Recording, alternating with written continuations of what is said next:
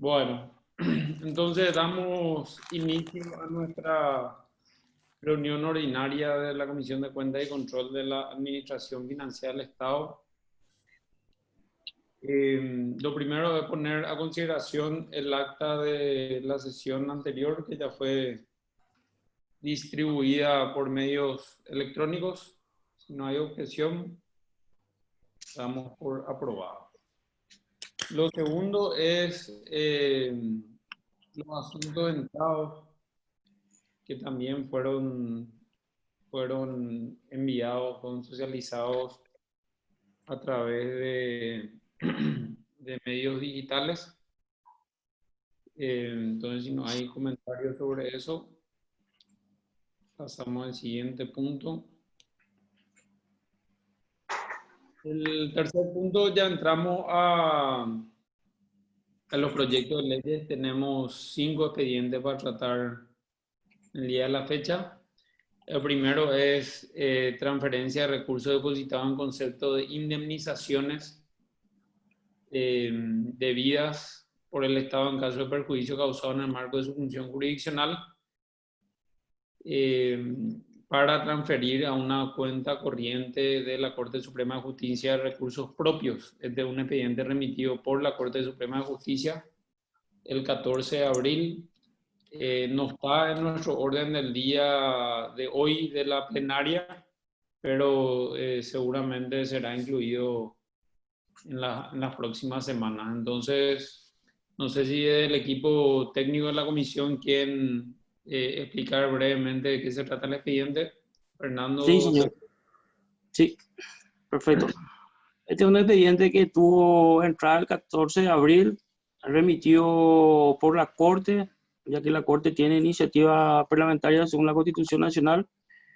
Y lo que pide la Corte es una transferencia de recursos que tiene depositados en 2 cuentas del Banco Nacional de Fomento, eso transferir a una cuenta también de recursos propios de la Corte Suprema de Justicia para su libre disponibilidad. Estas 2 cuentas, una de ellas es una de las cuentas del Banco de Fomento de indemnizaciones. Y estas cuentas de indemnizaciones están financiadas con tasas judiciales. Y otra de las cuentas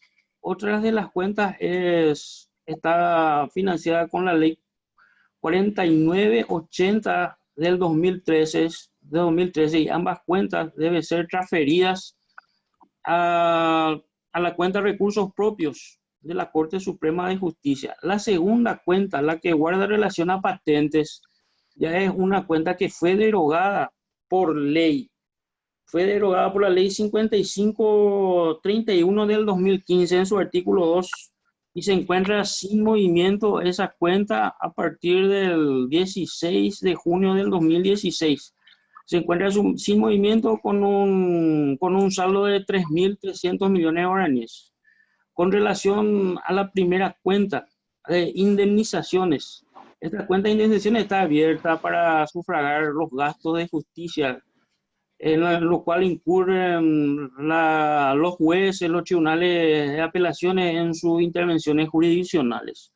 Esta cuenta ayer remitió la Dirección Financiera de la Corte un reporte con relación al extracto de esa cuenta. Ese extracto tiene un saldo de 14.000 millones de guaraníes y la Corte pide utilizar 80% de ese saldo para sufragar gastos ingentes que tienen necesidad de financiar por el desfinanciamiento que tiene por la caída de las recaudaciones en cuanto a la percepción, en cuanto a tasas judiciales. Tiene una caída de aproximadamente 35% y con un déficit de 30.000 millones de guaraníes. Lo que la Corte pretende con esto es financiar estos gastos en un monto de aproximadamente 9.850 millones de guaraníes. Es básicamente lo que pide la Corte y lo que está contenido en este proyecto. También para historiar un poquito, esto se trató en la Comisión de Hacienda, se aprobó con modificaciones, a pedido de la Corte, con modificaciones porque se especifica bien que los desembolsos serán semestrales y que correspondiente al ejercicio fiscal 2020. Ese es lo que pide la Corte modificar. Básicamente ese es nuestro informe, senador. Una pregunta, Fernando, presidente. Señor. ¿A qué efecto es todo esto? O sea, ¿por qué la Corte necesita hacer esto? O sea, no puede disponer de sus propias cuentas, de su propio dinero que ellos mismos recaban a través de tasas y cobro de patente, como dijiste vos. Sí, a ver, son dos cuentas, ¿verdad? La más importante es, la Corte tiene una, o Las sea, existe, indemnizaciones, claro. claro, una ley que establece que ciertos recursos van a una cuenta especial para pago de indemnizaciones y ese dinero no, digamos, no se puede tocar, está presupuestado para eso, ¿verdad? La Corte hace digamos, este pedido todos los años porque dicen que no usan esos fondos, o sea, están de reserva, pero no usan, digamos, ¿verdad? Entonces, todos los años solicitan poder utilizar esos fondos y transferir esos fondos a una cuenta de recursos propios donde tienen de alguna manera libre disponibilidad, o sea, pueden usar para los gastos que necesitan, ¿verdad? Y en este año de pandemia, todo lo que es, obviamente, tasas judiciales y toda la recaudación de la Corte bajó considerablemente, entonces lo que están solicitando es el 80% de la cuenta de indemnizaciones, que al día de ayer, como decía Fernando, estaban 14.000 millones de guaraníes, pase eso a otra cuenta de recursos propios. Ellos en su proyecto de ley enviaron en qué van a usar básicamente mantenimiento, limpieza, construcciones, nada va al objeto de gasto 100, digamos, ¿verdad? Es para pagar diferentes gastos que tienen, ¿verdad? Pero Entonces, las indemnizaciones se pagan de ahí, ¿verdad? Obviamente. claro, este es un saldo que le sobra, pues decir así, que tienen de reserva, pero le sobra. Entonces, continuamente piden usar ese saldo que le sobra, entre comillas, ¿verdad? Aparte, tengo entendido que la Corte, que me corrijan los técnicos, ¿verdad? Tiene muy pocos pagos de indemnizaciones, ¿verdad? Comparado al monto que tiene reservado. Entonces, como que siempre le sobra mucho dinero, ¿verdad? Lo otro también decir que el Ministerio de Hacienda respondió positivamente a este pedido de la Corte, ¿verdad? Pero sí solicitó de que se especifique que sea una ley, digamos, temporal que aplique a este ejercicio fiscal 2020, no que sea una regla general ya que la Corte pueda usar siempre el 80% de la indemnización, ¿verdad? Entonces la Corte se allanó, digamos, a ese pedido del Ministerio de Hacienda, entonces por eso queda aprobación con modificación, ¿no? Básicamente se le permite a la Corte usar el 80% de esa cuenta para este ejercicio fiscal 2020. Después, en 2021 seguramente, si les sobra nuevamente dinero, pedirán lo mismo. Entonces, si no hay más observaciones, ponemos a consideración la aprobación con modificaciones.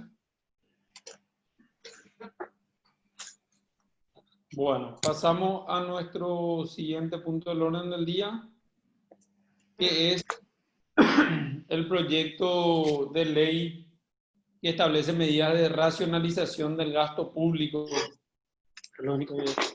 más conocido y popularmente conocido como la Ley Godoy, ¿verdad? Este es un proyecto de ley que se aprobó en el Senado hace 2 meses, ¿Cómo que el comparativo? el 15 y 17 de abril, y se trató en diputados el 16 de junio, o sea, la semana pasada se aprobó con modificaciones en diputados.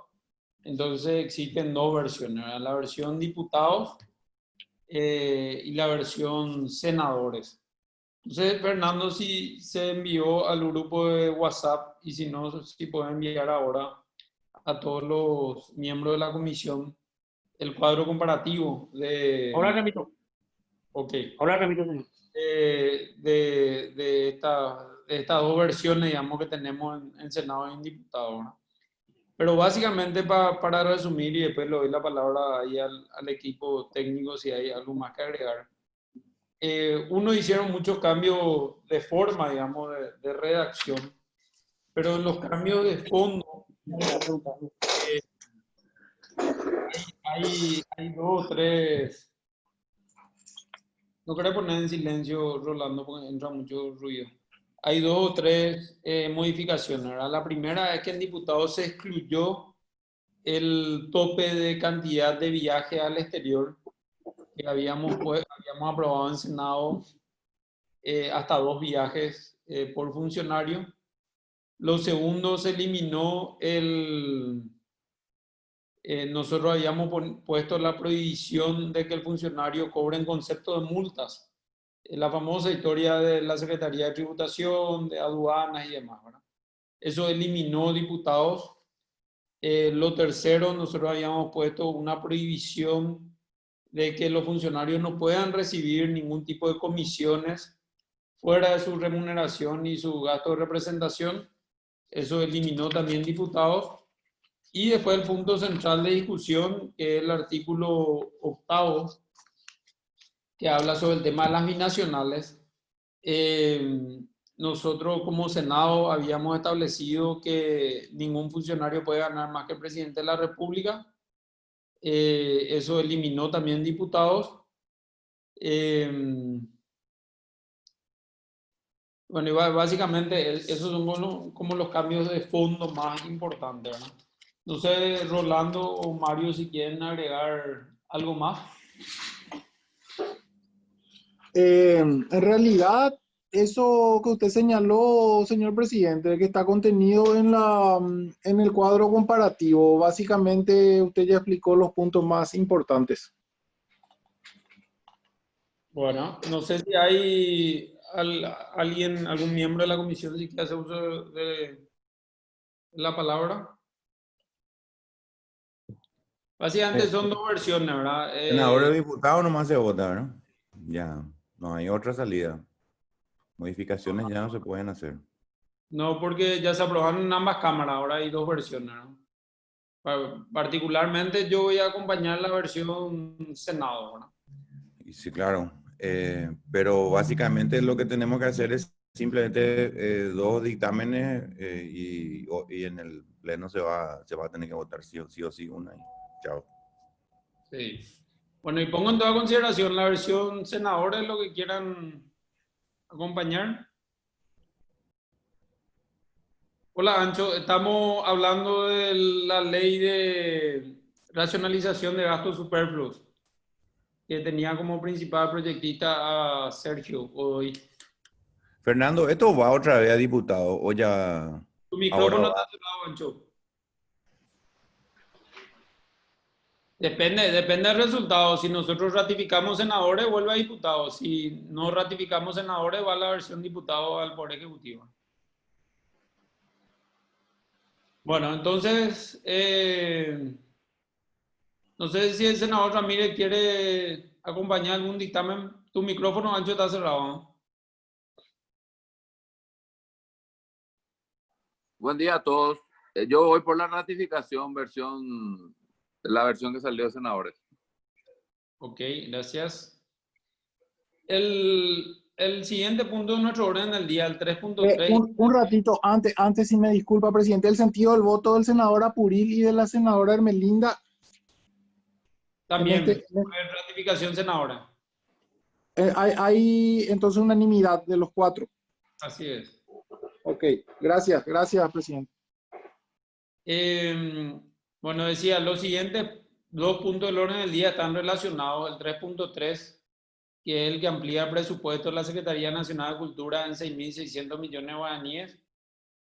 Y el 3.4, que está, digamos, tiene el mismo objetivo, pero modifica la ley 6524, que es la ley que declara estado de emergencia en todo el territorio de la República de Paraguay, que habíamos aprobado entre el mes de abril y mayo.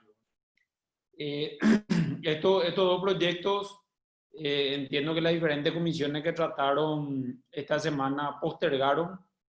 No sé si Tony quiere intervenir en este estadio para explicar un poco. No, en el caso específico, creo que la senadora Melinda estuvo en Hacienda cuando hice mi intervención, quizás Ancho no haya estado, pero básicamente es una ayuda que se le pretende dar a los artistas que no pueden realizar su trabajo, ¿verdad? En este tiempo y no lo van a poder hacer aún hasta después de fase 4 más o menos. Entonces, la diferencia así básica, gruesa, para ir rápido es que el proyecto presentado por el senador Pedrito Santa Cruz y otros colegas, lo que intenta es hacer una ampliación del presupuesto general de gasto del Ministerio de Hacienda para la Secretaría o para el Ministerio de Cultura, ¿verdad? Ministerio de Cultura o la Secretaría de Cultura. Creo que todavía no tienen carácter de ministerio, pero básicamente si uno hace una ampliación, pues eso tiene el riesgo de que ya se quede y justamente se hizo todo un esfuerzo en el año 2019 en hacer recortes inteligentes, recortes necesarios para tratar de hacer un presupuesto más ajustado y ahora estamos pidiendo directamente otra vez una ampliación. En el caso de la otra propuesta, lo que intenta es obtener el mismo resultado, pero no con una ampliación presupuestaria, sino directamente tratar de que se redireccione el dinero de los fondos que ya la ley de emergencia le ha dado al Poder Ejecutivo. De esa manera, que se haga una reingeniería, una reestructuración, ya que teníamos previsto un montón de gastos que al final no van a ser implementados porque por suerte nos está yendo aproximadamente más o menos bien y no hay tantas necesidades como era originalmente la primera previsión de la pandemia. Entonces, se podría utilizar de ese fondo, el fondo para subsidiar y con eso, y haciendo un cálculo básico también para los queridos colegas, basado en lo que hoy tiene registrado la Secretaría de Cultura y lo que nosotros peticionamos que se le dé no va a alcanzar el monto de los 6.000 que se pide en el otro proyecto, ¿verdad? Probablemente alcance la mitad de eso. Entonces, es un poco tratar de darle al Ejecutivo un proyecto un poco más fácil de aplicar que la ampliación presupuestaria a la cual siempre le tenemos un poco de miedo, sobre todo nosotros que cada año tratamos de hacer un presupuesto general de gasto un poco más ajustado, ¿verdad? Entonces, esa es la única diferencia. Como dijo el presidente, el objetivo es igual. En ambos casos, lo que se persigue es la misma cosa, es la ayuda a este grupo de personas que hoy no está pudiendo trabajar, ¿verdad? Es todo, presidente. Es todo. Gracias, Tony. Entonces, pero ponemos a consideración, entiendo la postergación, ¿verdad? Porque se estaba esperando Sí, informe de Hacienda sobre todo, se ¿verdad? emitió un pedido de informe al Ministerio de Hacienda justamente. Y el Ministerio de Hacienda va a ver qué le es más fácil o es más posible ampliar el presupuesto general de gasto o usar dinero del fondo de emergencias. Bueno, ponemos en toda consideración la postergación de estos dos proyectos, el 3.3 y el 3.4. Los que están a No favor. puedo votar porque soy... No, este puede votar. El dictamen lo que no La puede firmar. postergación, bueno, ok. Bueno, y por último, tenemos 15 días se pidió, presidente. Es decir, para el Pleno, 15 días. 8 días para Hacienda, para la Comisión de Hacienda. sí, nosotros remitimos ya entiendo, Fernando, esta semana el pedido de informe, ¿verdad? Tu micrófono está cerrado, Fernando. Así, señor, así mismo, han sido remitidos los pedidos de informe a las instituciones respectivas. Ok, gracias. Y el último punto que tenemos en nuestro orden del día, que sí está en la sesión ordinaria de la Cámara de Senadores, es el proyecto de ley de suspensión de pago de la deuda pública. Este proyecto de ley básicamente contempla en su artículo 1, dice, suspéndese durante el ejercicio fiscal 2020 el pago de los siguientes servicios de la deuda pública, aprobado por el Presupuesto General de la Nación para el ejercicio fiscal 2020, dice amortización de la deuda pública externa, intereses de la deuda pública externa, comisiones y otros gastos de la deuda pública, de la deuda externa. O sea, básicamente instruye al Poder Ejecutivo, obviamente con fuerza de ley, de que no se pague la deuda pública. Ya tenemos un informe, a mí me pareció ver un informe del Ministerio de Hacienda, no sé Fernando si lo socializó, pero se podría enviar al grupo de WhatsApp también, ¿verdad? Pero básicamente el informe de Hacienda es muy claro, ¿verdad? Que esto puede traer consecuencias nefastas, digamos, al país. El tema de no pagar deuda externa ni pagar intereses, ¿verdad? Por un lado. Por otro lado, es importante decir que gran parte de nuestra deuda externa actual está compuesta. Voy a ver si puedo compartir un ratito una presentación. Esta es una presentación que había hecho, no sé si ven ahí, una presentación que había hecho el Ministerio de Hacienda hace algunos días, que envió sobre otro proyecto de ley, ¿verdad? Pero básicamente esta es la composición hoy de la deuda externa, ¿verdad? Del año 2004 al 2018, el 34% está compuesto por multilaterales, que son sobre todo el BID y el Banco Mundial, también la CAF tiene parte de la deuda, bilaterales el 2,6%, los bonos soberanos el 42% de la deuda, que es la barra verde. Esto aumentó obviamente a partir del 2013, que fue la primera emisión de bonos. Bonos internos 12% y bueno, otro 8,4%, ¿no? Pero básicamente lo que quería decir con esto es que gran parte es el vencimiento de los bonos. Gran parte de los bonos, parte importante de los bonos vencen en el 2000, comienzan a vencer en el 2023, y después hay otra parte importante en el 2026 y 2027. Entonces, realmente hoy, o sea, para el año 2020, por ejemplo, nosotros no estamos pagando amortización de bonos. Sí estamos pagando en parte amortización de deuda pública, de préstamo del BID y del Banco Mundial, que es mínimo, y sí estamos pagando intereses, ¿verdad? Entonces, obviamente, según informe del Ministerio de Hacienda, no corresponde decirle a los bancos, a los multilaterales, ni a los acreedores de bonos que no le vamos a pagar los intereses de la amortización del capital, por dos motivos, ¿verdad? La primera es que eso va a hacer que aumente probablemente los intereses, ¿verdad? Obviamente el mal pagador paga un interés más alto por un lado, y por otro lado va a ser un mensaje nefasto para la calidad de deudor, digamos, que tiene el país actualmente, ¿verdad? Entonces, eso va a complicar mucho más acceder a nuevos créditos internacionales, que es lo que necesitamos, ¿verdad? Entonces,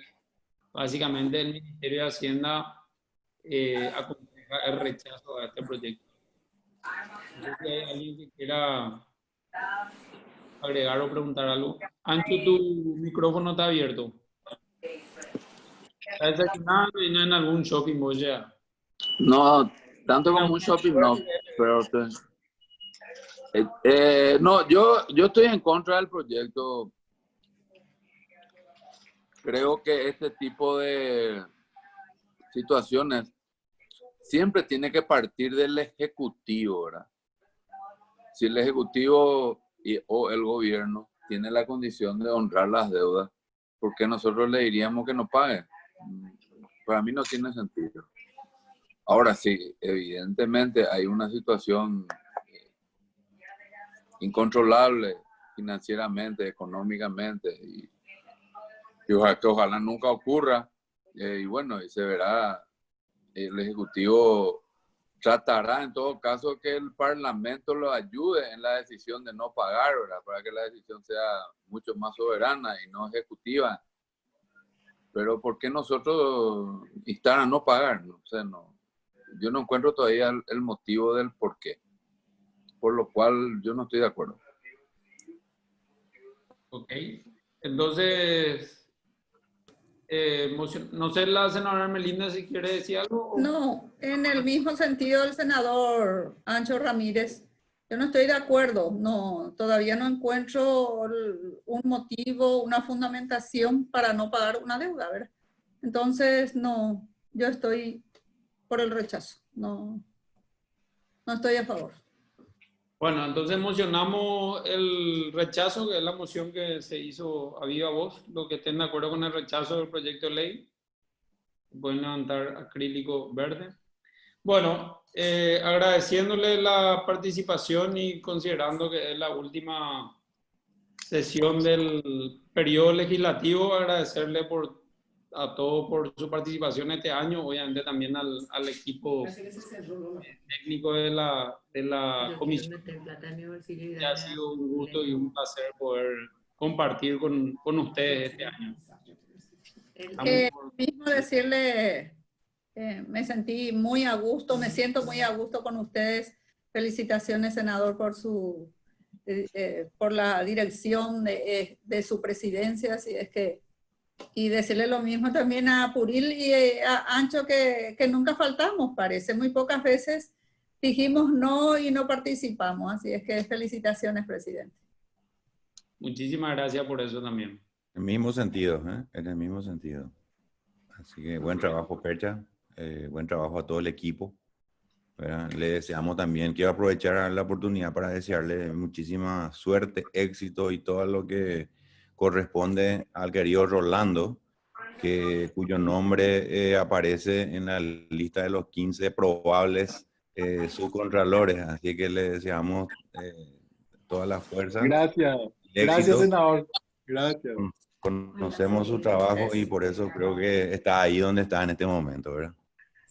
Lo mismo, Rolando. Gracias, senadora. Muchas gracias. Bueno, excelente. Nos vemos entonces enseguida en la sesión. Gracias. Chao. Hasta luego.